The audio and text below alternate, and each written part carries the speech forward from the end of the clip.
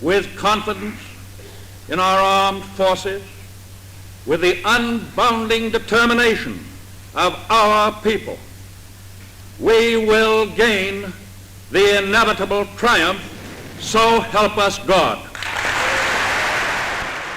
In February 1945, nearly 70,000 U.S. Marines landed on the tiny volcanic island of Iwo Jima. What they encountered was unlike anything they'd faced before. Enemy fire keeps us pinned down. We want to pull the beach over our heads like a blanket.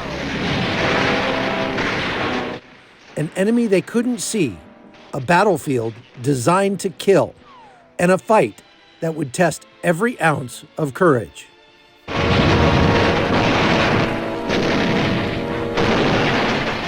It was tough going. Many didn't make it.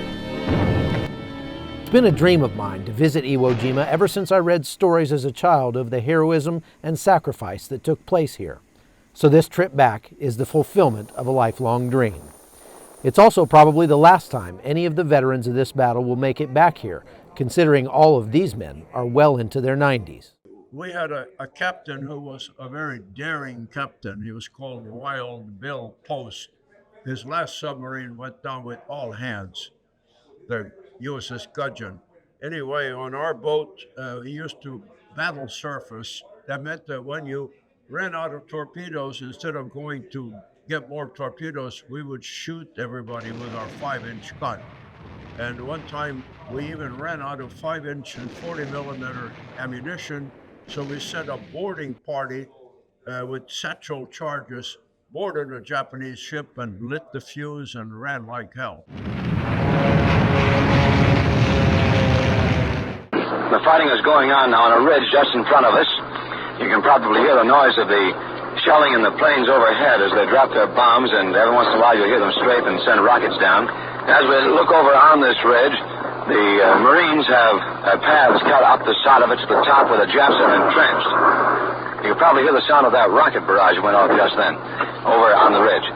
And there's a scene of violent activity there as these Marines are going up and down that ridge, carrying supplies up to the men in the front lines and bringing casualties back out. And there are casualties, too. There are plenty of them. Because Iwo Jima is a deserted island and it's closed, nobody's allowed there, it's got a lot of really logistical issues that we've got to deal with. We've got to bring water. First and foremost, just to get off the charter planes, we have to have steps. There's no transportation on the island other than that transportation which is supplied by the U.S. Marine Corps. The organization Military Historical Tours has made the arrangements for this trip every year since 1984. Quite frankly, this should be up at the government level. This should be a DoD priority. If you go to Normandy on June 6th, it is amazing the support that is provided by our U.S. government.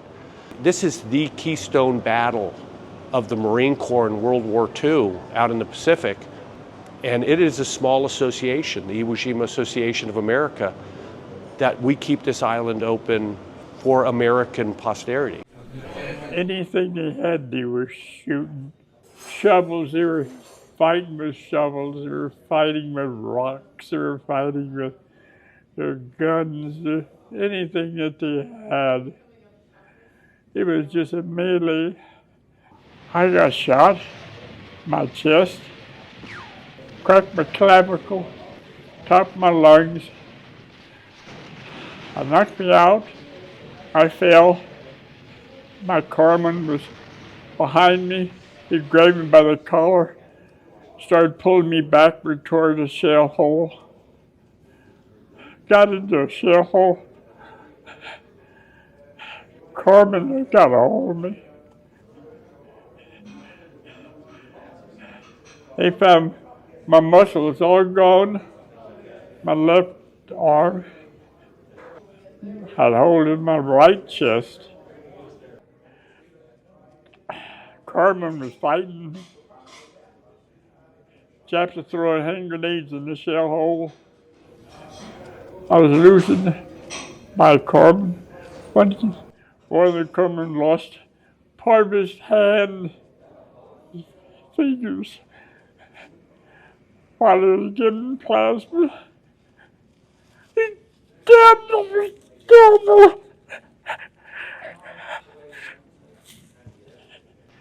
The Japanese defenders had turned the island itself into a weapon, fortifying it with hidden strongholds and miles of tunnels, all part of a deadly strategy that made every inch of ground a fight to the death.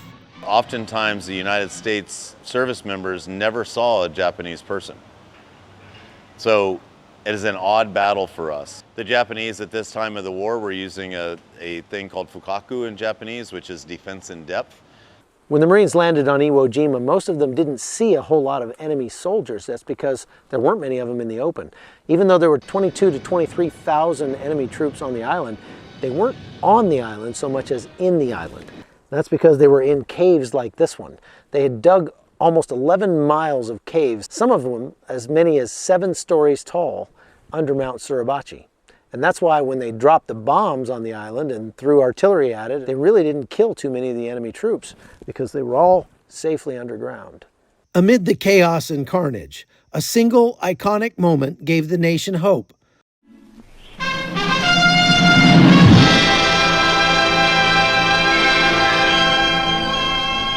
Suribachi is ours, a toehold on the southern tip of the island.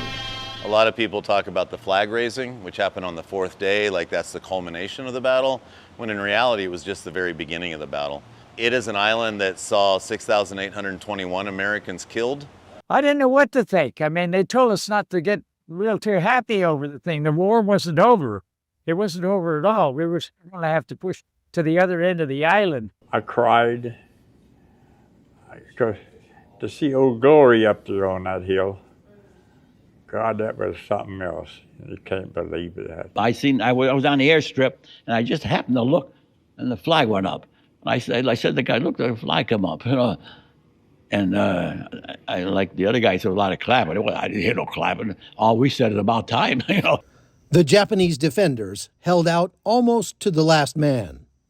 And they knew they were going to die. There was no going home from Iwo Jima. Every single man on that island knew that this was the end, and they fought accordingly. From their fortified positions on Mount Suribachi, the Japs looked right down our throats.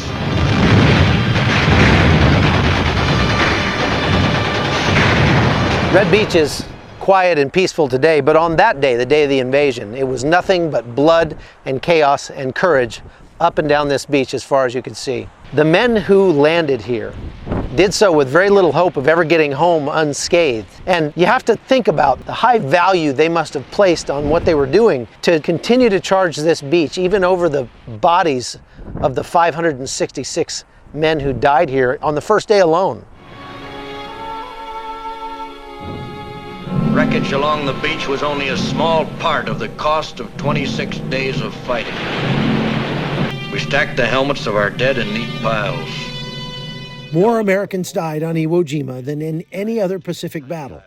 But the lessons learned here would shape the future of warfare and medicine for decades to come. To put this in perspective, we spent 10 odd years in Iraq, 14, 15 years in Afghanistan. Combined in that period, we lost less men than we lost on the island of Iwo Jima in 36 days. That's a frightening statistic. But it also is an amazing statistic telling you the advances in military medicine, telling you the advances in tactics and strategy. We learned the lessons from this battle and continue to teach them in our war colleges. For many who served on bloody Iwo, the memories are carved deeper than the island's caves, and the cost of victory still echoes today. My daughter-in-law says to me, why are they always honoring you for? I said, not honoring me, they honor the service. The real people that should be honored, the people that's in the ground. I said, those are the heroes, not the ones that came back. 8 decades later, the youngest of the veterans who survived Iwo Jima are now in their late 90s, so few remain. This may be the last year any of them are able to return, to walk these beaches once more and honor the comrades they left behind. From the hallowed ground of Iwo Jima, I'm Chuck Holton.